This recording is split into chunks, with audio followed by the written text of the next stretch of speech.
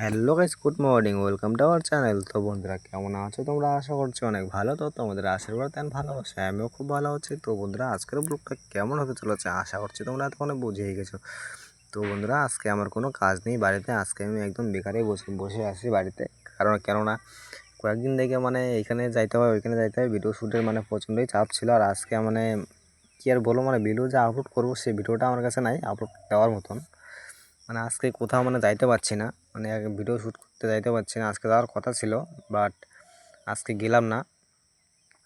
তো যাব আজকে, মানে বিকালবেলা যাব, যেহেতু আমি মানে বিকালবেলা যদি ভিডিও শ্যুটে যাই আস্তে আস্তে সন্ধ্যা হবে, ভিডিওটা এডিট করে আপলোড দেওয়া অসম্ভব। সেই কারণে ভাবলাম যে না, আজকে একটা ভিডিও দেওয়াই যাক, ছোট্ট একটা। তো আজকে আমি তোমাকে দেখাবো যে আমাদের বাড়ি কোথায়।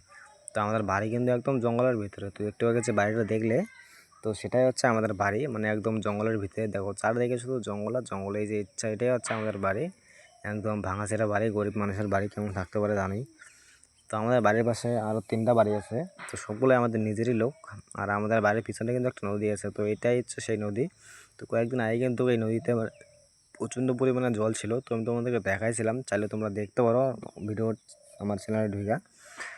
তো আরেকটু হলে আমাদের বাড়িতে জল চলে যাইতো, কিন্তু ভগবানের আশীর্বাদে কিন্তু জলটা গেল না।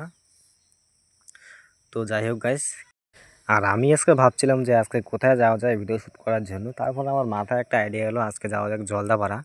তো জলদাপাড়া গেলে মানে আমাদের বাড়ি থেকে মানে অনেকটাই দূর, মানে 40 থেকে 45 কিলোমিটার হবে।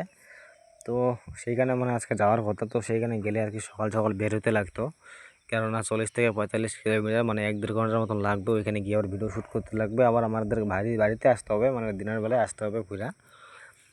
তো কি আর করার, কাজ দেখা যাক যে বিকালটা হোক, মানে আমরা মনে হচ্ছে বিকালবেলায় যাবো, কেননা অনেক লোক যাবে। তো মানে লোকজন এখন আর কি বর্তমান বাড়িতে নেই, তো কোথায় কোথায় গেছে, তোরা আসবে তারপরে যাওয়া হবে।